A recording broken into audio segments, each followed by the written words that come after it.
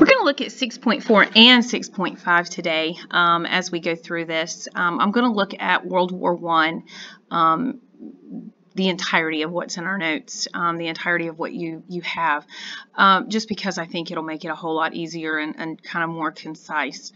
To start, let's understand that World War I did pretty much encompass the world. It's fought in Europe, but countries, there's as many as 23 countries involved in this war by the time we get to the end of it.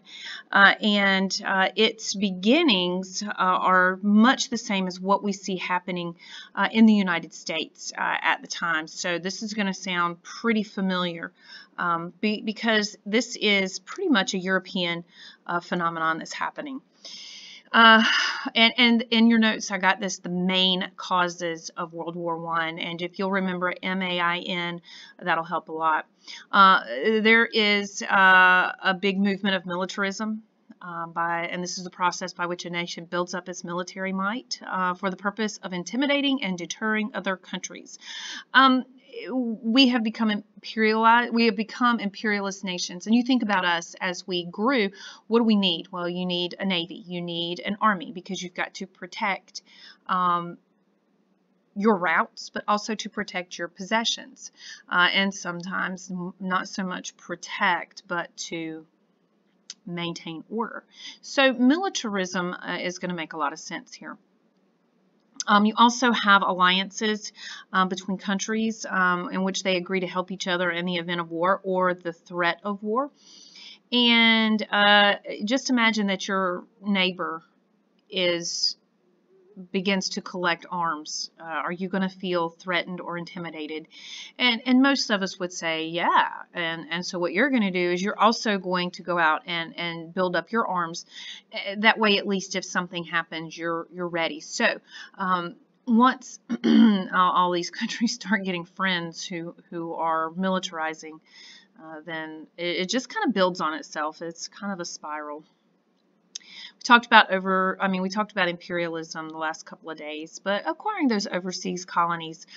Now listen, in addition to leading to militarism and this move to gain alliances, there's also some major competition in the Pacific, Asia, and Africa for these countries. And we'll see some maps in a minute, and you can kind of see, particularly looking at the way they split Africa, how big of a deal this is. And finally, there's nationalism, which is pride in one's country, but it goes further than that. It's not just the country. Sometimes it's your own nationality. Big empires in Europe, like Austria-Hungary, encompass many different nationalities. You have the Austrians and you have the Hungarians, but you also have some Serbians, and some other Slavic groups. You just have so many different groups. And again, we've got a map. I'm going to show that in a second. But a lot of these ethnic groups reach a point to where they've decided that they would like to have their own country. And it's this idea of self-determination that's going to really kind of drive this forward. And these are the two sides in the war. You can kind of see you've got Germany here, Austria-Hungary here, and then you got Bulgaria, and this used to be the Ottoman Empire, Turkey. It's going to become Turkey after World War I, but it's the Ottoman Empire now. So really, if you look at it, the Central Powers make up a straight line through the center of Europe. And on either side of those, you've got Russia and France are the two big ones, but here you have Italy. And look down here too in your Baltic nations and some of your other Eastern European countries. These two are all going to be the Triple Entente. These become the Allied powers. Okay, and really what you can see here is that Russia is in danger. Germany is in danger of a two-front war if they go to war with Russia and France, which they do.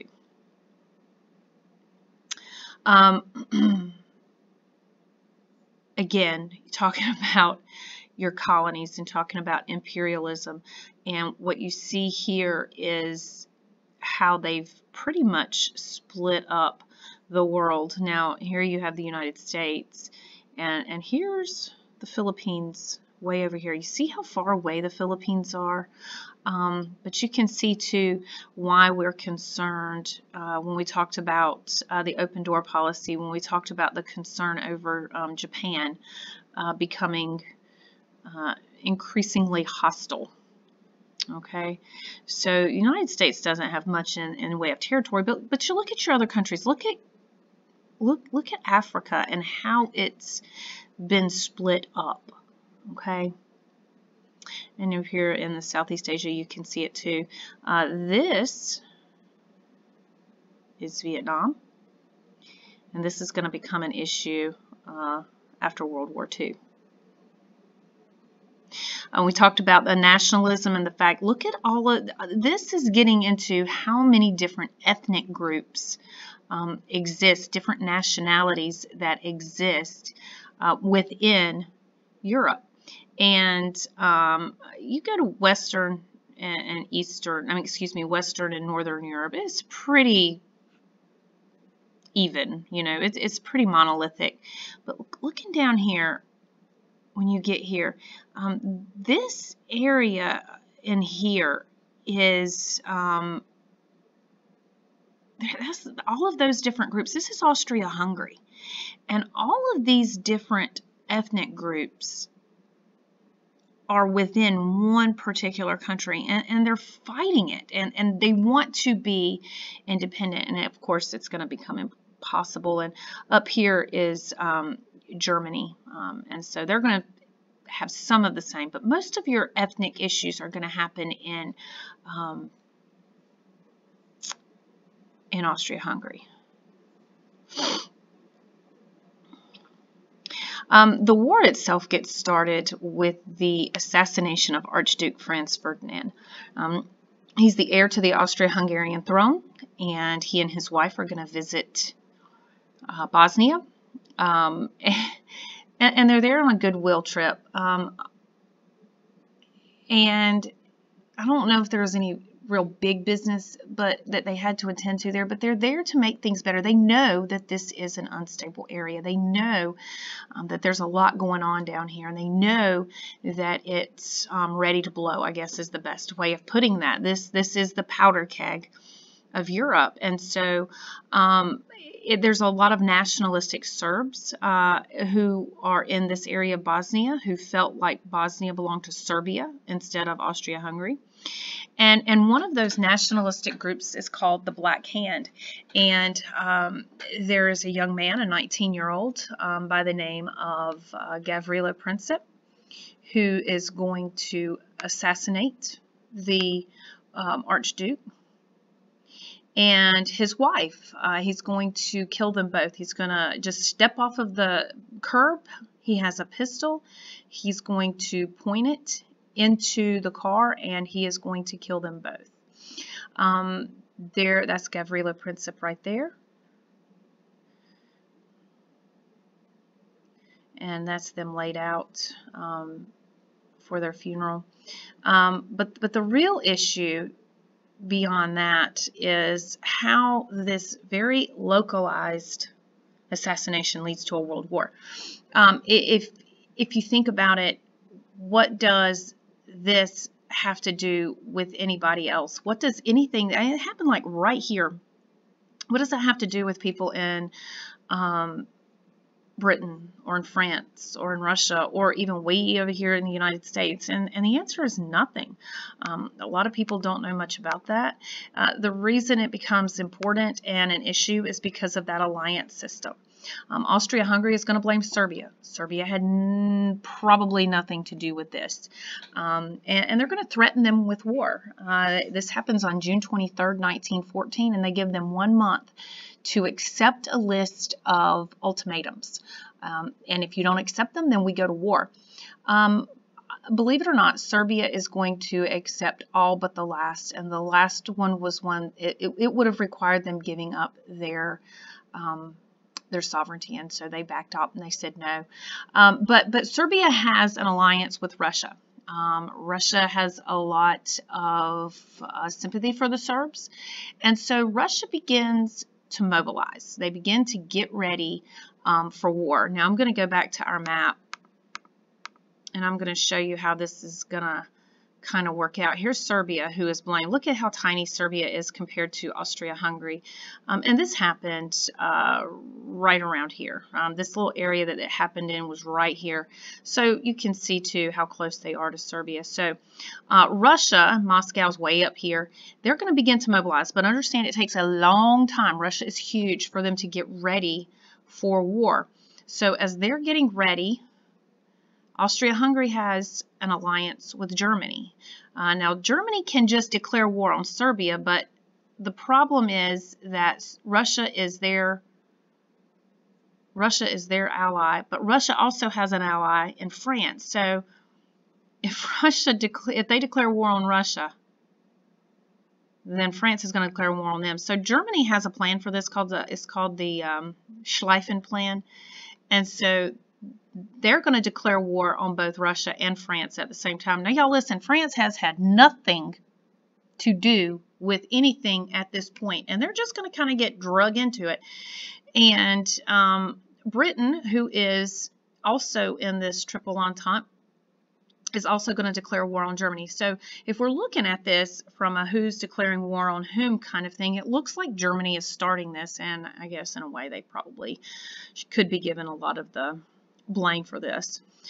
So their plan is to go in through the north, get to Paris. France has a very antiquated military. They're not very good. They haven't been good since Napoleon, if that tells you anything. And once they have defeated France, they're going to make their way back across to Russia and fight the Russian army, because by the time it takes them to do that, Russia was just going to begin to move, okay?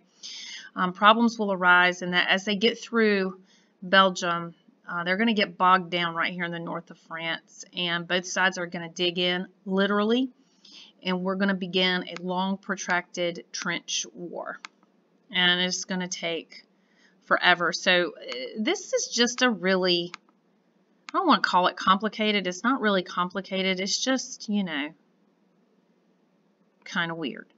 Okay, so your two sides, the Triple Entente, also known as the Allies. Please write that out somewhere beside the Triple Entente, that they become the Allies, and Germany, Austria-Hungary, and later Ottoman Empire and Bulgaria become the Central Powers. So those are your two sides.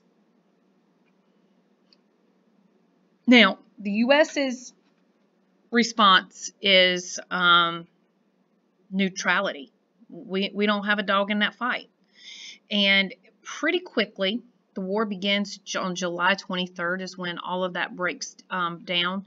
And within just a week or so, the United States is going to declare themselves neutral. Now, a lot of people in the United States believe in isolationism. You can go back to when we talked about imperialism, but they don't think that we ought to just join this war. It doesn't concern us, okay? But you also have some who don't want to look like they're putting their head in the sand either and say, yeah, we don't want to go to war, but we should probably be prepared for war just in case. So nobody's really saying let's get in it. But your two sides at this point are complete and total neutrality, and then let's kind of take a wait and see attitude. Okay, this is going to be a big issue in the election of 1916. America, for the most part, does not want to go to war, so Wilson is going to win a second term, barely. I've got barely for some reason, but that should say barely on the campaign slogan that he kept us out of war. Wouldn't it be nice if we could stay out of war? But all things being what they are, that's not going to prove possible. We have a lot of interests in Europe, okay? And when war breaks out, especially one involving France and Britain and even Germany, you got a lot of German immigrants within the United States, but we're going to be interested and we're going to have an opinion. So it's going to be hard for us to stay disinterested in this war. And you think about the number of immigrants who have moved into the United States, millions and millions of people have moved here within the last 20, 30 years. And so they have family that are involved in this conflict. So there's a lot of interest here. It's not just the newspapers, though. Our bankers and our businesses are getting involved in the conflict by loaning large amounts of money to Great Britain, particularly. There was a good bit of money loaned to Germany, but in terms of your percentages, the greater percentage is going to go to Great Britain. The newspaper articles we were reading, the pictures we were seeing, these are going to mostly come from the British because they had cut our lines of communication with Germany. So we're going to see the war from a very much an Allied-centric point of view. Okay. And then there was the Lusitania. This is a passenger liner. It's a passenger ship. This is just... Anyway, it's a big boat, and you got a lot of civilians on it, and it's not a warship, but the German submarines are a German submarine's going to sink it. Okay, a few things about that. The Germans warned America. They did warn us that the possibility existed that they would come after our ships, and we didn't really heed it. They said, you know, this is a British liner, and we're at war with Britain. Wilson had rejected the warning, and his point was, you can't get in the way of shipping on the high seas by a neutral country because we have freedom of the seas. The problem with freedom of the seas is, you know, you got to be able to back that up. So in 1915, 128 U.S. citizens were killed when the Lusitania was torpedoed by the Germans. They don't want us in the war, at least not yet. Or they really don't want us in the war at all. And so when the outcry comes, they're going to work pretty hard to make that better. And they're going to promise not to attack U.S. passenger ships after this. Now, they're not going to keep to that promise solely, and they're going to start to attack commercial ships and merchant ships, though. I will say this, even though this was not a ship of war, it was later found that the Lusitania was carrying arms and munitions for the war effort from the United States. So the Lusitania was not completely and totally within the right either, okay? And then comes the Zimmerman telegram, and the Zimmerman telegram is probably going to be the big motivator for us joining the war. Zimmerman was the German foreign minister, and he's going to send a telegram to the German embassy in Mexico, and he is going to present a deal for the Mexican government. Okay, and the deal is that if Mexico will declare war, if Mexico will attack the United States, if they declare war on Germany, and basically distract us so we don't really have, I'm going to try to explain this in a better way because that got all messed up. His plan, his request was, if the United States declares war on Germany, then Mexico needs to attack us from the south. That will divide our attention. And more than just divide our attention, it will probably take us out of the European war. And Germany at that time will resume unrestricted submarine warfare, and again, kind of hitting us from two different sides. And when the Germans win, Mexico would get back the land that they had lost during the Mexican-American War. So they'd get back that Mexican cession that we had gotten from the Treaty of Guadalupe Hidalgo. All right, now listen, there's a lot of anti-German sentiment going on anyway, and this just made it worse because we feel that they are threatening us with war, and not just war, but threatening to directly attack us through Mexico, okay?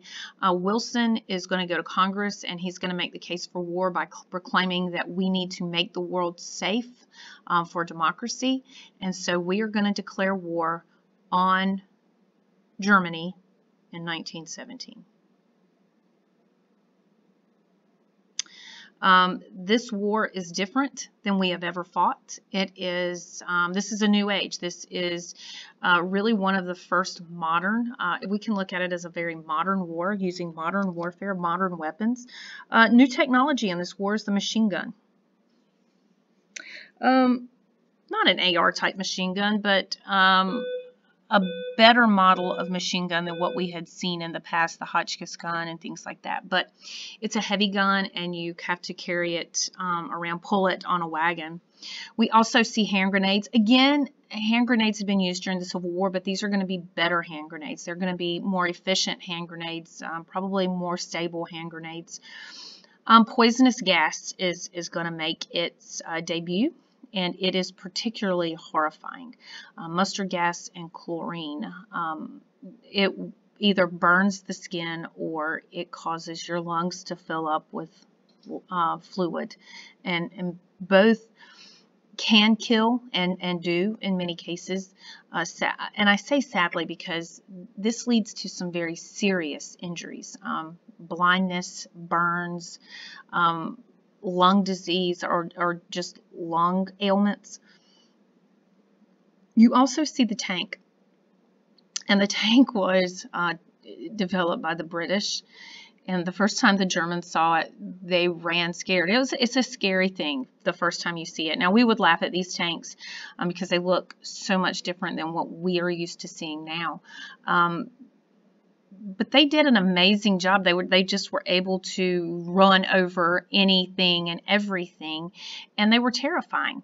And though not mentioned here, the Germans realize that they have an exposed gas tank, and so they're going to use the flamethrower, which is also new technology, and that's going to help kind of equal the playing field there. And they're going to develop their own tanks too. You also have the Zeppelin. The Zeppelin looks like a blimp, and this was used as a way of reconnaissance. The first airplanes were used in World War I, and not the way we use them. They did not really have guns attached. They were not used to drop bombs. They were also used for reconnaissance. Now, the pilots were armed with pistols, and they would shoot each other as they passed by. So you have your flyby shootings, and you're eventually going to begin to mount guns onto the planes, but that will be closer to the end of the war. And Big Bertha was a German cannon that could hurl an 1,800-pound cannonball, or missile, whatever, 9 miles. No great accuracy like we think of. But you know, you can have the enemy 9 miles away and hitting you with artillery. It's a scary thing. When the war began, the United States was not prepared for war. We had enough ammunition to fight 2 days. That's it. We didn't have a lot of people in our army. We did not have standing armies, big standing armies in times of peace. We don't have that until after World War II. And so we've got to raise an army quickly. And so the Selective Service Act is going to be passed, and this law authorized the draft of young men for military service. And they're going to be sent over with volunteers overseas to fight as part of the AEF. And really, it's going to be because of their role that the Central Powers are defeated. I do think the Central Powers would have been defeated anyway. I also think it would have taken a lot longer for that to happen. American troops were fresh. They were eager, and they weren't tired. And they refused to fight in the trenches. And I say that refused. And they just weren't going to. This was not a winning tactic, and they weren't going to do it. So they went in and fought it their own way, which did help end the war earlier than it had the Americans not joined. You get to early 1917, about the time the Americans are coming in, and we look at what's going on. It is a two-front war, and we always focus on the Western Front, what's going on in France. But the reality is that the Eastern Front was in Russia was getting hit particularly hard. And by 1917, they were tired of fighting. They had already lost nearly 2 million people. The Russians were starving. The resources that existed in Russia went to the army instead of the people. And the people were tired. And they were ready to leave the war, and they begged the Tsar, the king, to sue for peace, and his response was, we have an alliance, we have a deal, and we're going to stick to it, and we're going to keep on fighting until we can't fight anymore. And some of this makes sense. All of the monarchies were related, I guess you could say, and the people didn't care. So a lot of things are going to happen within Russia that's going to affect the war effort. In March of 1917, the Russian Revolution is going to see Tsar Nicholas II removed from power and a democratic republic established. And then they kept fighting the war, and the people are still angry. And you've got a democratic republic in which the government is not listening to the will of the people. And so it's going to, the people are going to continue to be angry and fight for change. And in November of 1917, that change is going to come. And this is going to be radical change.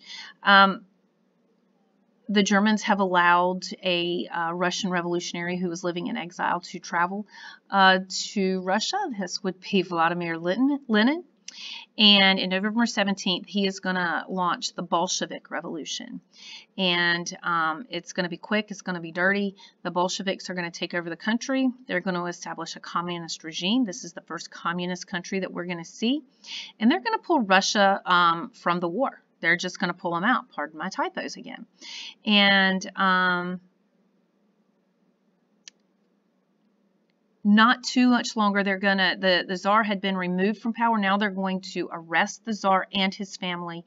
And not too much longer after this, they're going to take them out into the woods, and they are going to kill and slaughter the entire family. Okay. The Russians have pulled out of the war. For them, the war is over. But for Germany, that means that they are able to take the Eastern fighters and move them to the Western Front, which is going to make things a little harder on the remaining allies. Okay. Germany is going to attempt to move to Paris, and they're going to come close to that. But the U.S. Marines are going to help stop them. They're going to turn the tide of the war. Again, the U.S. are there, and a lot of things went into the war before the U.S. got there. But like I said, the United States is fresh, and they haven't been fighting long at all. And they're able to come in there and just mow them down. And so the Allies began to then push through German lines using that tank. And the Germans are going to be forced to sign an armistice on the 11th day of the 11th month of 1918 at 11 a.m. A lot of 11s going on there.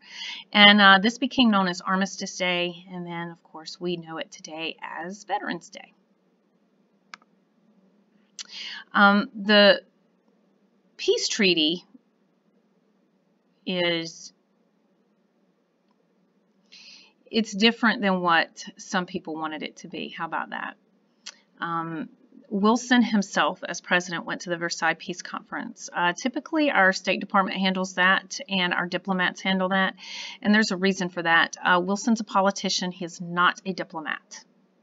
Okay, the language is different. Anyway, he went, and he probably shouldn't have gone because Wilson is progressive. Wilson wants peace. Wilson...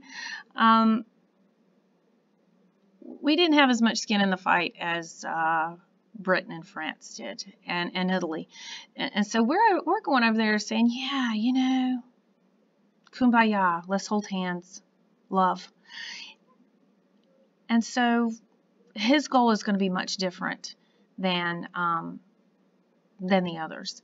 And he has a peace plan all drawn up. Funny that. called the 14 points. It has 14 points, and it's kind of split into 4 different parts.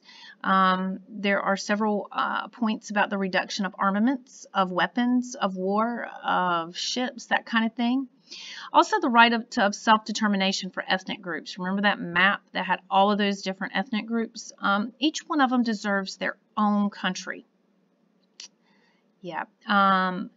It sounds good to say that here.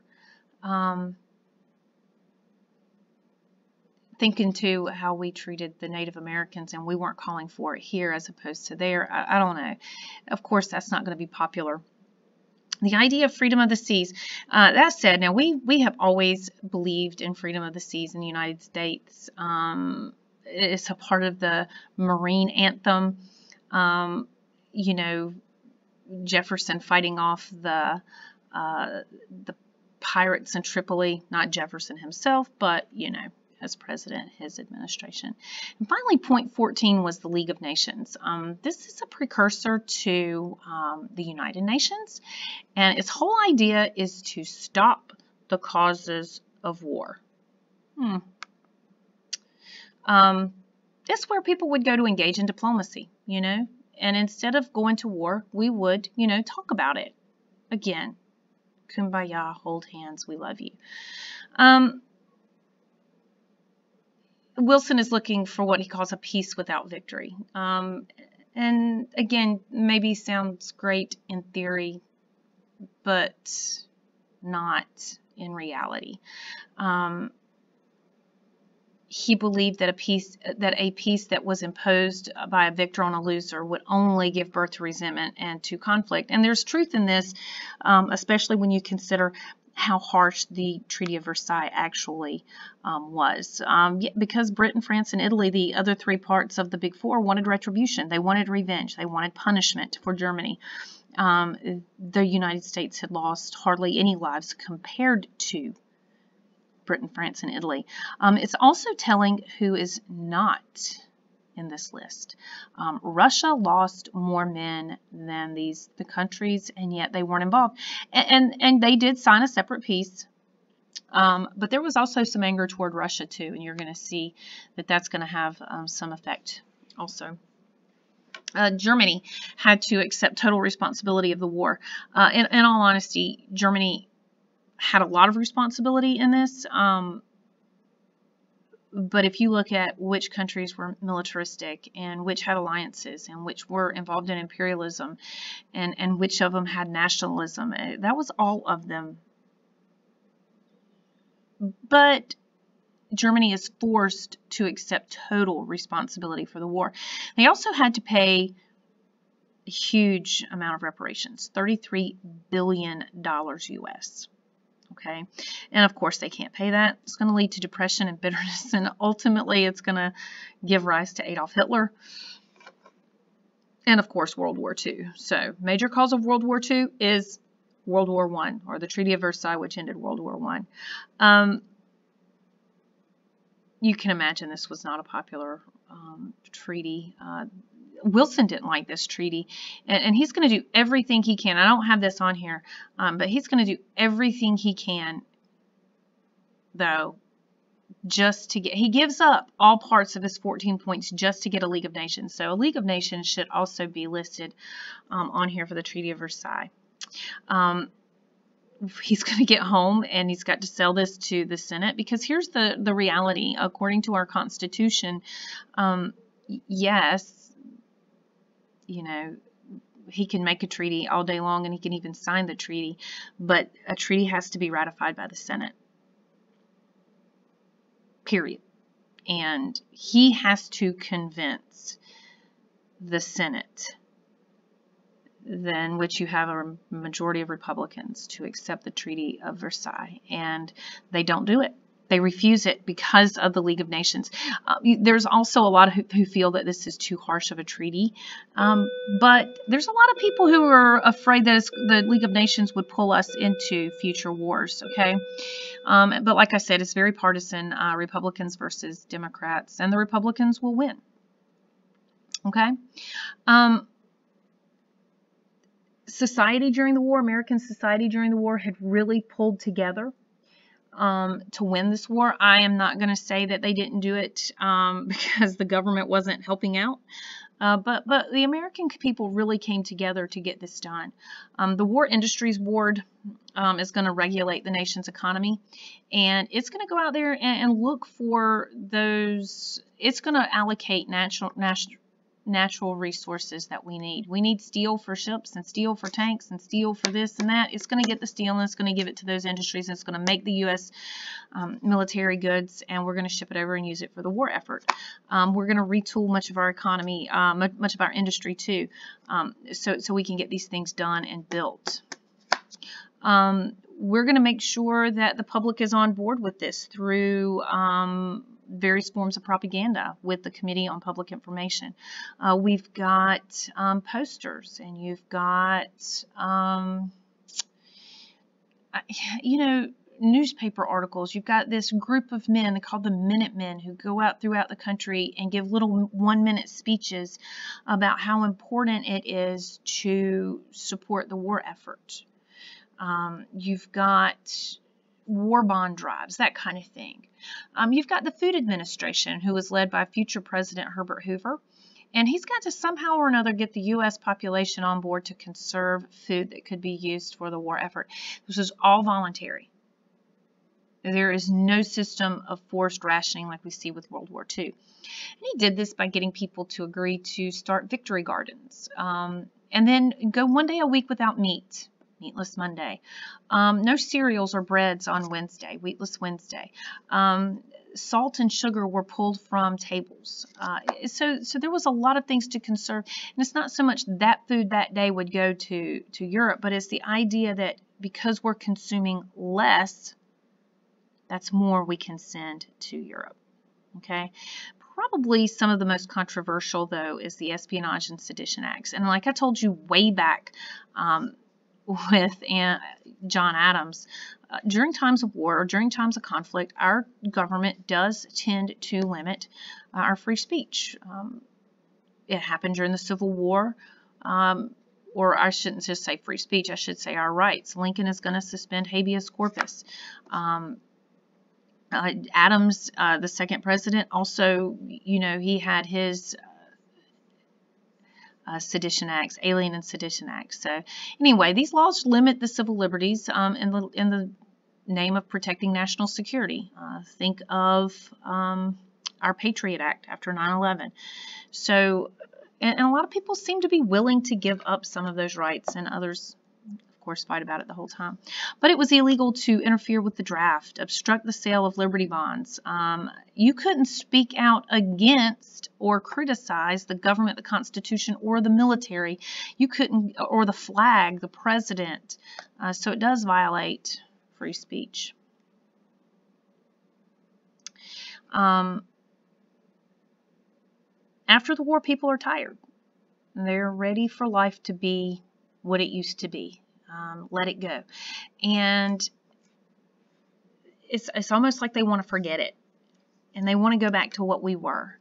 And so Warren G. Harding is going to run in 1920 with the slogan, a return to normalcy. And we'll see how, moving into the roaring 20s, how they worked really hard to have that return to normalcy. So Harding is going to carry the election of 1920 and take us into the roaring 20s. Look over everything. If you have any questions, please bring them to me, and I'll answer anything I can.